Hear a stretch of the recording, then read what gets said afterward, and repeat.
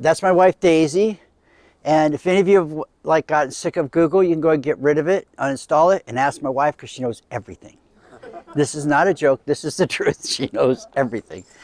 And she's amazing, and I'm a very lucky man. I'm very fortunate to have met Daisy.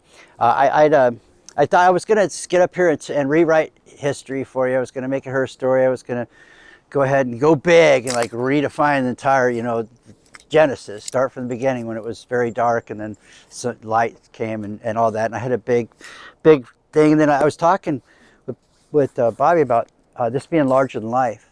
And so I just want to ask you, has anybody ever witnessed an absolute miracle? There's no way you can explain it. Anybody? Okay. So I've not told this story in public before because I was always paranoid that people would, say, think that I'm trying to brag or think that I'm lying or whatever. And so the story's only been shared with individuals. So this is the first time in a group setting that I've told this story.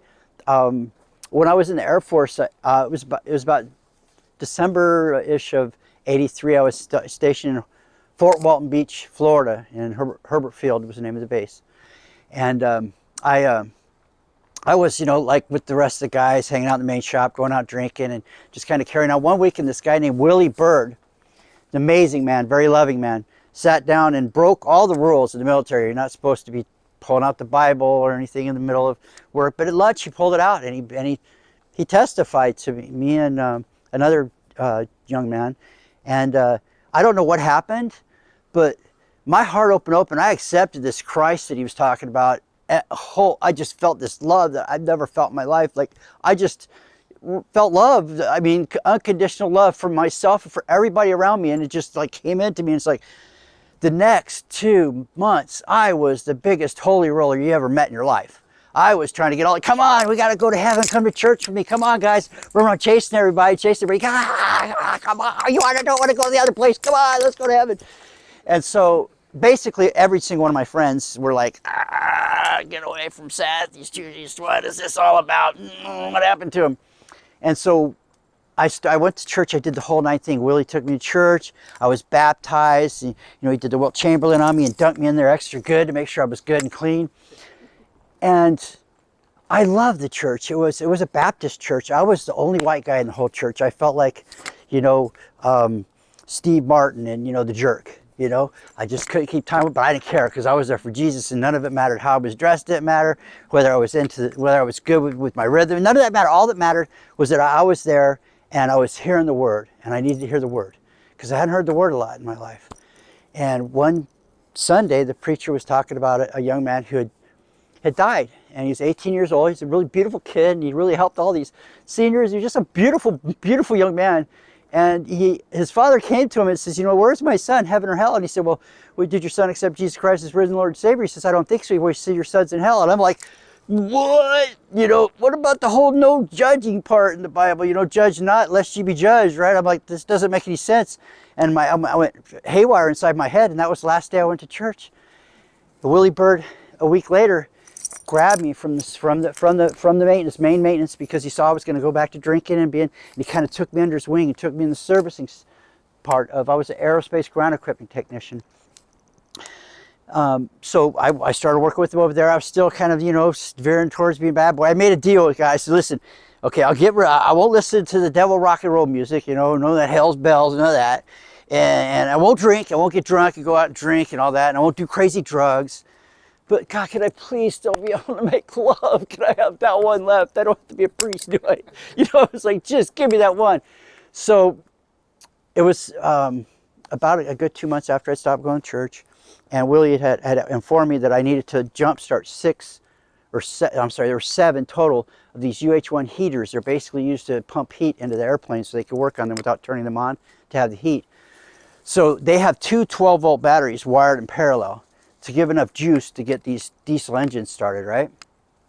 So I pulled one right in front of the area where his office was here, and there's like a battery area, and you're supposed to put on all your gear and all that. I didn't. I jumped the first one. I jumped the second one.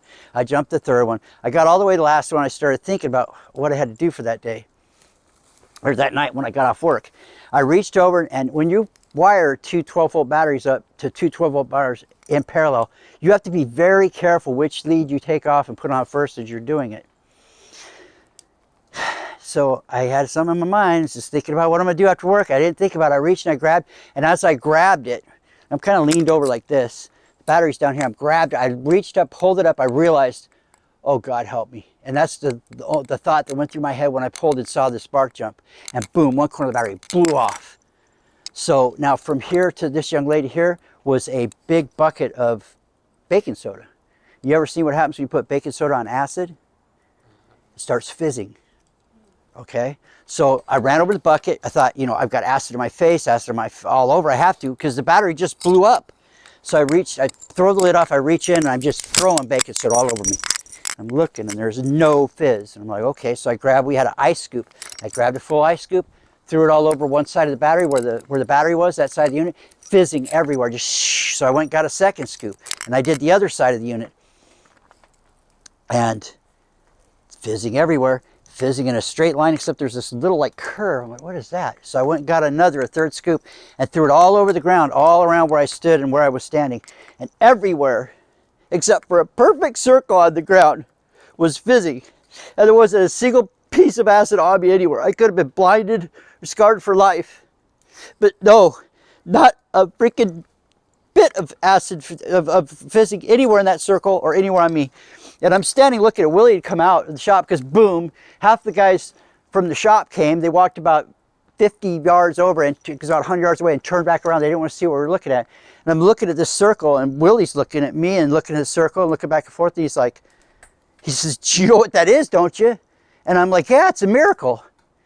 And he says to me, he goes, "Do you know what God's trying to tell you?" And I'm like, "No." And he's like, "I think God wants you to go back to church." The minute he said that, a voice in my head said, "That's not it. Just don't stop searching." And from this story, I know that all of us have a guardian. We have angels. They're all around us. They're here with us right now, smiling because I was able to tell the story finally in front of people without worrying about what they were going to think about me. Because I don't care what people think about me. I just want everyone to know that you have guides with you, spirit guides, ancestors, all kinds of creatures or beings around us that are rooting for us to do the only thing that we have to do when we're on earth. And that's to love. That's our only mission here. Every time we're loving, we're on mission. Every time we're not loving, we're off mission. It's so easy to get back on mission. It's just allow yourself to love again. And so I found out 10 years later that my channel angel's name was Seth, and that I was introduced by a woman who'd been seeing angels since she was 3 in '96. And she told me the story. She goes, "Seth is the one that put his wings around you when the battery blew up in your face in the Air Force." And I never told her that story. That was like something that I very rarely shared at that point in my life, maybe 3 times in my life. So if I was to leave this gathering with any wish, it would be for everybody to feel that knowing and feeling that those your ancestors and your guides and everything, they're there to help you. And to please, whatever you do, ask them for help.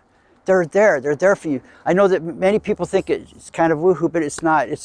They're really there. I can feel them, and that story is the honest to God truth, and there's no way that anybody can tell me that there's not something else out there with us. So please embrace that in those moments when things kind of seem tough, okay? All right, thank you.